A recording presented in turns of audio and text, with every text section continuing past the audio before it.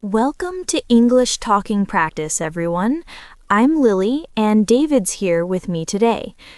David, I want to ask you something personal. Do you find it difficult to talk about sadness? Hello, listeners. Thanks for being with us. That's a thoughtful question, Lily. Honestly, yes. Even in my native language, expressing sadness can be hard. There's vulnerability in it. What about you? Same here. Sometimes I feel sad but can't find the right words to explain why, especially in English. It's easier to say, I'm fine, than to be honest. Exactly. And that's why today's topic is so important, even though it's not the easiest one to discuss. That's right. Today we're learning how to talk about sad moments in English, the vocabulary and phrases for expressing difficult emotions. This is an essential topic because sadness is a universal human experience. Everyone faces loss, disappointment, heartbreak, and grief. And being able to express these feelings in English helps you process them, connect with others, and ask for support when you need it. But here's the challenge. Sadness has many shades and nuances that are hard to capture, especially in a second language. Maybe you're feeling down but don't know how to tell a friend, or you've experienced a loss but can't find gentle words to share it.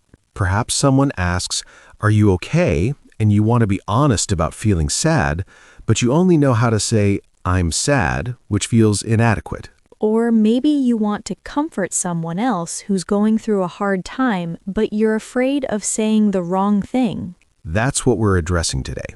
By the end of this episode, you'll have the vocabulary and phrases to discuss sad moments with sensitivity and authenticity. So, what will we cover? First, vocabulary for different types and intensities of sadness, from disappointed to heartbroken. Then we'll practice talking about loss and grief, expressing empathy and comfort, asking for support when you're sad, and comforting others. We'll also discuss phrases for different sad situations: breakups, loss of loved ones, disappointments, loneliness, and hard life transitions. This knowledge helps with supporting friends in crisis, expressing your own struggles, processing difficult emotions, building deeper connections, and showing empathy. When someone shares sad news or asks, "How are you really doing?" you'll know how to respond with honesty and compassion. Before we begin this meaningful but heavy topic, please subscribe if you haven't already. These conversations matter. Yes, and share this episode with anyone who might need this vocabulary. Sometimes knowing how to express pain is the first step to healing. Let's approach this topic with care and learn how to talk about sad moments in English. Okay, David, let's start gently with basic vocabulary. What words describe different levels of sadness? Good approach. Sad is the general term, feeling unhappy or sorrowful. I'm feeling sad today, or that movie made me sad. Down or feeling down is informal and slightly milder. I've been feeling a bit down lately. Blue is similar, feeling melancholy. I'm feeling blue today, or I've got the blues. Unhappy is straightforward. I'm unhappy with how things turned out, or I've been unhappy for a while. Disappointed is when expectations aren't met. I'm disappointed that I didn't get the job, or I feel so disappointed. Let down means disappointed by someone. I feel let down by my friend, or I was really let down. Upset indicates emotional disturbance. I'm really upset about what happened, or that news upset me. Hurt, emotionally wounded. I'm hurt by what you said, or your words really hurt me. Heartbroken, intensely sad, often about love or loss. I'm heartbroken over the breakup, or I was absolutely heartbroken. Devastated, overwhelmed by grief or shock. I was devastated when I heard the news. Crushed, similar to devastated. I was crushed when they rejected me. Grief or grieving, deep sorrow, especially after death. I'm grieving my grandmother, or I'm still in grief. Lonely, feeling isolated or alone. I feel so lonely here, or loneliness has been hard. Empty, feeling hollowed out emotionally. I feel empty inside, or there's an emptiness I can't explain. Numb, unable to feel anything. I just feel numb, or I'm emotionally numb right now. Depressed, persistent, deep sadness. I think I'm depressed, or I've been feeling depressed. Note, clinical depression is serious. Miserable, extremely unhappy. I've been absolutely miserable, or I feel miserable. Hopeless, without hope. I feel hopeless about this situation. Now let's talk about crying vocabulary. Cry or crying, shedding tears. I cried all night. Tear up, eyes fill with tears but don't fully cry. I teared up during the speech. Get emotional, becoming tearful. I get emotional thinking about it. Break down, lose emotional control and cry. I completely broke down when I heard the news. Sob, cry with convulsive gasps. I was sobbing uncontrollably. Weep, cry quietly. I wept for hours. Let's practice using these words naturally. David, describe a time you felt sad. Okay. A few years ago, my childhood dog passed away. I had him for 15 years, since I was a teenager. When my mom called to tell me, I was completely devastated. I broke down crying right there on the phone. I felt this deep, hollow emptiness, like a piece of my life was just gone. For weeks after, I'd randomly tear up thinking about him. I was grieving not just the dog, but my childhood, you know? All those memories came flooding back, and I felt so heartbroken. Even now, talking about it, I get a little emotional. The sadness isn't as intense anymore, but there's still a tender spot there. That's such an honest, moving description. I'm sorry about your dog. Let me share something too. When I first moved to the UK 5 years ago, I went through a period of intense loneliness and homesickness. I felt so isolated, even though I was surrounded by people. I missed my family desperately. Some nights I'd lie in bed feeling completely empty and lost, wondering if I'd made a terrible mistake. I cried myself to sleep more times than I can count. I'd call home and try to sound happy, but as soon as I hung up, I'd break down. I felt disappointed in myself for struggling, like I should be stronger. It was a really dark time. I was genuinely unhappy for months before things started improving. That sounds incredibly difficult, Lily. Thank you for sharing that. See how we used specific vocabulary? Devastated, heartbroken, emptiness, grieving, lonely, isolated, broke down. Right. These words paint a much clearer picture than just saying, I was sad. Right. Notice we also explained the context, what caused the sadness, and how it manifested. That's important. Sadness doesn't exist in a vacuum. There's always a story behind it. Now let's discuss specific sad situations and how to talk about them. Yes, different situations require different vocabulary and sensitivity. Let's start with loss and death. Passed away is the gentle way to say died. My grandfather passed away last month. Lost someone is common. I lost my aunt to cancer, or we lost him too soon. Gone can be used. He's gone, or she's no longer with us. Late refers to someone deceased. My late father loved music means your father passed away. When someone dies, you might say, I'm so sorry for your loss. This is the standard condolence. My condolences, or my deepest sympathies, are formal ways to express sorrow for someone's loss. I can't imagine what you're going through, acknowledges their pain without claiming to understand it fully. They will be missed, or they'll always be remembered, honors the person who died. For breakups and heartbreak, we broke up, or we ended things, or we're no longer together. My heart is broken, or I'm heartbroken. She broke my heart, or it was a painful breakup. I'm going through a breakup, or I'm dealing with a breakup. Breakups are so hard. We're taking a break means temporarily separating. We decided to take some time apart. For disappointment, I didn't get the job, or I was rejected, or they turned me down. My hopes were crushed, or it was a huge letdown. I had such high hopes. I failed the exam, or I didn't pass.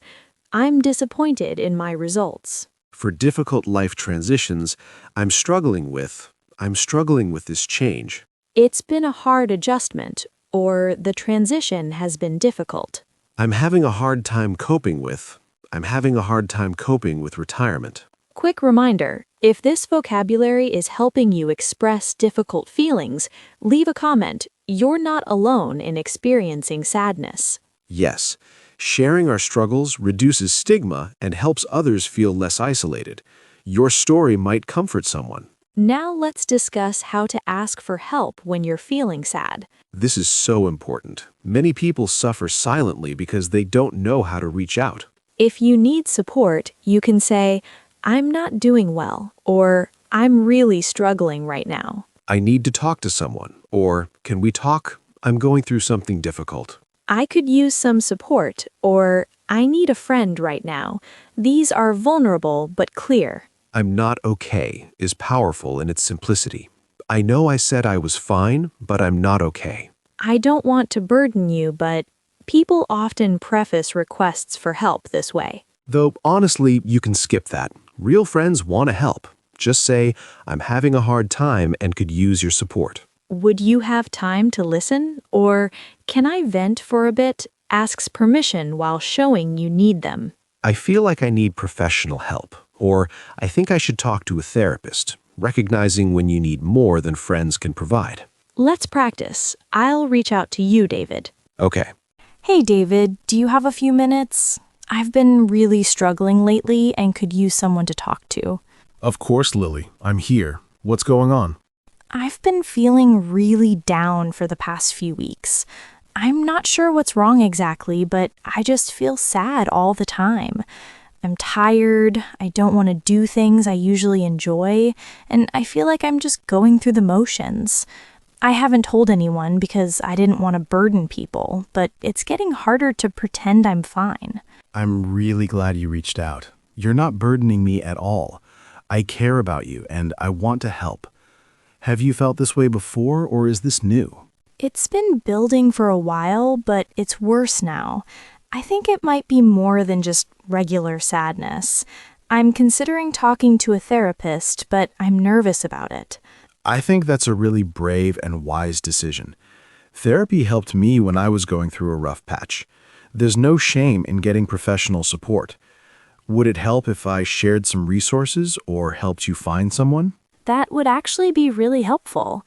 Thank you for listening and not judging. Never. I'm here for you, whatever you need. Perfect. See how I was honest about struggling and David responded with support, not judgment?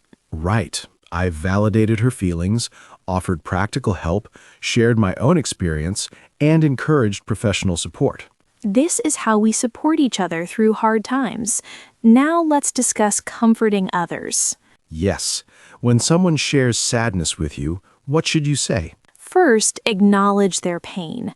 "I'm so sorry you're going through this," or "That sounds incredibly difficult." Thank you for trusting me with this. Or, I'm glad you told me. Validates their vulnerability. Listen more than you talk. "I'm listening," or "Take your time," or "Tell me more." Avoid toxic positivity. Don't say everything happens for a reason, or at least, or just stay positive. These minimize pain. Instead, say, "This is really hard," or "It's okay to feel this way," or "Your feelings are valid." I can't imagine how you feel is better than I know how you feel, unless you've truly experienced the same thing. Offer specific help. "Can I bring you dinner?" or "Would you like company?" or "I'm here whenever you need me." There's no timeline for grief, or take all the time you need, gives permission to feel without rushing. "You don't have to be strong for me," or "It's okay to cry." Create safe space for emotion. Sometimes just sitting in silence together is the best comfort. You don't always need words. Physical comfort, too, if appropriate. Can I give you a hug, or just sitting close can help? For someone grieving a death, tell me about them. Or what's your favorite memory? Let's them honor the person. I'm thinking of you, or you're in my thoughts, shows ongoing care. Let's practice. Lily, I'll share something sad and you comfort me. Okay. Lily, I just found out my grandmother passed away. I can't believe she's gone. I saw her just last month and she seemed fine. I feel like I should have visited more, called more often. I'm devastated and I feel so guilty. Oh, David, I am so sorry. What a painful loss. First, please know that your feelings of guilt are completely normal in grief, but you were a loving grandson. The fact that you saw her last month shows you made time for her. Tell me about her. What was she like? She was amazing. She always made these incredible cookies and her house always smelled like vanilla. She had the best stories about growing up in her small town. She sounds wonderful. Those memories you have, the cookies, the stories, the smell of vanilla, those are gifts she gave you that you'll carry forever. I'm so glad you have those. How are you holding up right now? What do you need? I don't know. I just feel empty and sad. My family is far away, so I feel very alone in this. You're not alone. I'm here with you, and you don't have to be strong right now. It's okay to feel empty and sad. That makes complete sense. Would it help if I sat with you for a while? I don't need to say anything, just be here? Actually, yes, that would help. Then that's what I'll do. And David, there's no timeline for grief. Take all the time you need. That was beautiful, Lily. You validated my feelings, didn't try to fix anything, invited me to share memories, and offered practical comfort. Right. Sometimes people just need presence and permission to grieve. If you're learning how to be there for others in hard times, give this episode a thumbs up and share it. We all need these skills. Yes, compassion is learnable. The more we practice, the better we get at supporting each other. Now let's discuss cultural differences in expressing sadness. Good point. Different cultures have different norms around displaying emotion. In some cultures, showing sadness openly is accepted and even expected. In others, emotional restraint is valued. In many Western cultures, talking about feelings is increasingly encouraged.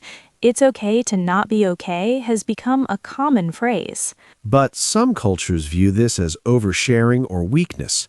They express sadness more privately or indirectly. In English-speaking contexts, especially younger generations, being vulnerable is often seen as brave. You might hear, "Thank you for being vulnerable with me," or "I appreciate your openness." British culture, though, often values understatement. "I'm not great" might mean they're really struggling. "I'm a bit upset" could mean they're deeply hurt. You have to read between the lines sometimes. In American culture, there's often pressure to stay positive, which can make it hard to express genuine sadness. "I'm fine" or "I'm okay" are often default responses even when people aren't fine. Learning to read context and offer space for honesty helps. Are you really okay? Or how are you really doing? The key is respecting that different people have different comfort levels with emotional expression. Don't force someone to share more than they want to, but do let them know you're available. "I'm here if you ever want to talk" leaves the door open without pressuring. Now, let's put everything together in a complete, realistic conversation. Yes, a full dialogue showing how to navigate a conversation about sadness sensitively. Hey, David, I haven't seen you in a couple weeks. How have you been? "Hey, Lily. Honestly, not great. I've been keeping to myself a lot." I'm sorry to hear that.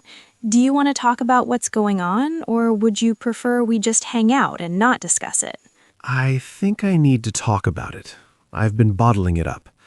My girlfriend and I broke up 3 weeks ago. It was a 7-year relationship, and we even talked about getting married. But we wanted different things ultimately, so we ended it. Logically, I know it was the right decision, but emotionally, I'm a mess. I'm heartbroken. Oh, David, I am so sorry. 7 years is a huge part of your life. That's not something you just get over quickly.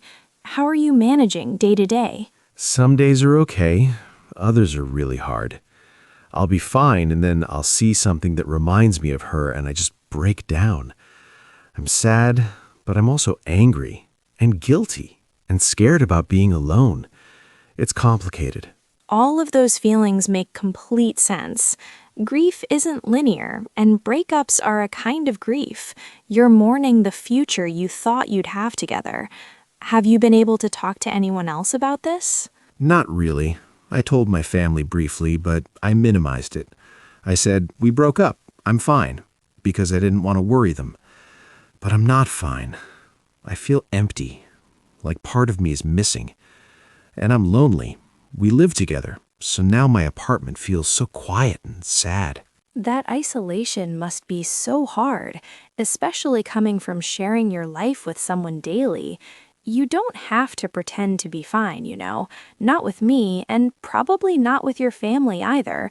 They'd probably want to support you. I know. I feel like I should be handling this better. Like I should be over it by now. David, it's been 3 weeks. That's nothing for a 7-year relationship. There's no timeline for heartbreak. You're allowed to still be sad in 3 months, 6 months, however long it takes. You're not failing at grief. That actually helps to hear. I've been so hard on myself. Have you thought about talking to a therapist? Not because something's wrong with you, but because breakups are legitimately traumatic, and a professional could give you tools to process this. I've considered it, but haven't followed through. Maybe I should. I think it could really help. And in the meantime, please don't isolate. I'm here whenever you need to talk, vent, cry, whatever. Or if you just want company and distraction, I'm here for that too. What would help you right now? Honestly, this conversation is already helping. Just being able to say out loud that I'm not okay and having someone not try to fix it or tell me to move on, it means a lot. You never have to perform being okay for me. I'd rather you be honest. And David, even though it feels terrible now, you will eventually feel better. Not today, not tomorrow, but eventually. And until then, you have people who care about you. Thank you, Lily. Really. Of course. Can I check in with you in a few days? Maybe we could get dinner or just watch movies at your place so you're not alone? I'd really like that. See, everyone? That was a compassionate conversation where I let David express difficult emotions without judgment or trying to fix everything. Right. Lily validated my timeline for grief, normalized my feelings, suggested professional help, offered concrete support, and gave me space to be vulnerable. These skills, listening, validating, offering presence, are how we help each other through sad moments. Now let's do our recap. All right, everyone, let's recap what we learned about discussing sad moments. We covered sadness vocabulary, specific situations, asking for help, comforting others, and having supportive conversations.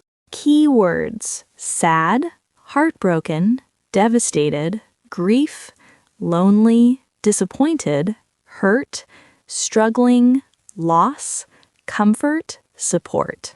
Pronunciation practice. Repeat. Heartbroken. Heartbroken, Devastated.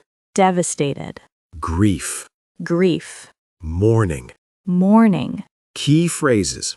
I'm really struggling right now. I'm really struggling right now. I'm so sorry for your loss. I'm so sorry for your loss. Your feelings are valid.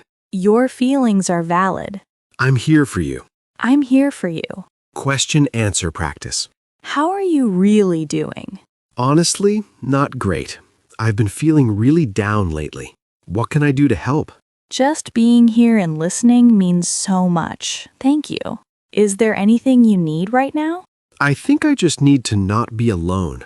Your company helps. Remember, sadness is not weakness. It's part of being human. Expressing sadness takes courage. Asking for help takes strength. Now our question of the day.